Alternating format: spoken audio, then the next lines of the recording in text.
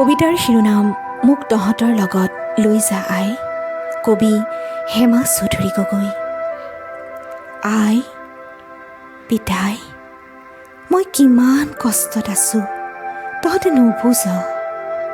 ধুনীয়া ঘৰ, ধুনীয়া চোলা তাৰ লোভ দেখুৱাই মোক এনেকৈ এৰি থৈ গলি। পিতাই আহে বুলি বহু দেৰিকৈহে গম পাওঁ। তেওঁৰো বাৰু মোক চাবলৈ অলপো মন নাযায়নে? আই, মই গাঁৱতে কাম কৰি তহঁতক খুৱাব পৰা হ'লোঁ। সেই যে জুৰিটো পাৰ হৈ পাহাৰটোৰ পৰা বুটলি আনিম কচু, ঢেকীয়া, কলডিল, হুৰাত ভৰাই ভৈয়ামত বেচিবলৈ আনিম। পিতাইৰ লগত জুম খেতি কৰিম আৰু আই, যিমান কাম কৰিব লাগে সকলো কৰি দিম। মোক মাত্ৰ তহঁতৰ লগত লৈ যা। তহঁতক এৰি মই থাকিব নোৱাৰা হৈছোঁ। ভাইটো চাগৈ বহুত ডাঙৰ হ'ল, সি মোক চিনিয়ে নাপাব। আই, সি কেতিয়াবা মোৰ কথা সোধেনে?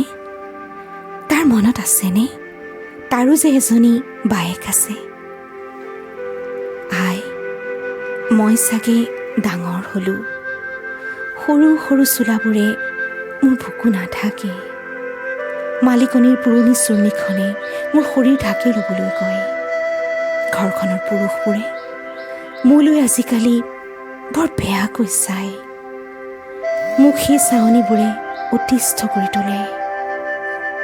ৰাতি যেতিয়া মালিক আৰু মালিকনীৰ ভৰি পিটিকি পিটিকি শুৱাওঁ, তহঁতলৈ বৰকৈ মনত পৰে।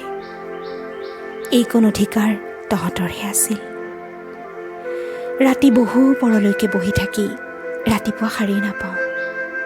মালিকৰ কৰ্কশ মাতত সাৰ পাই খপচপাই উঠোঁ।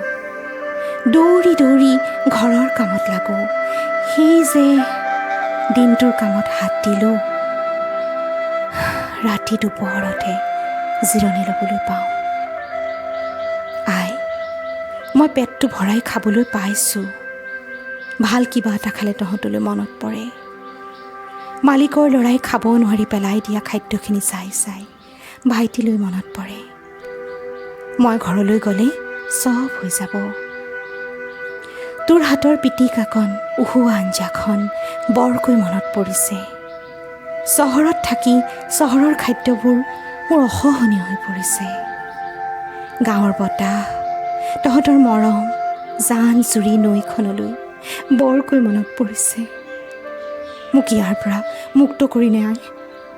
মই কাবৌ কৰিছোঁ, তহঁতৰ গোলাম হৈ থাকিম চিৰজীৱন। ইয়াত মোক জীৱনতে মৰিবলৈ নিদিবি আই।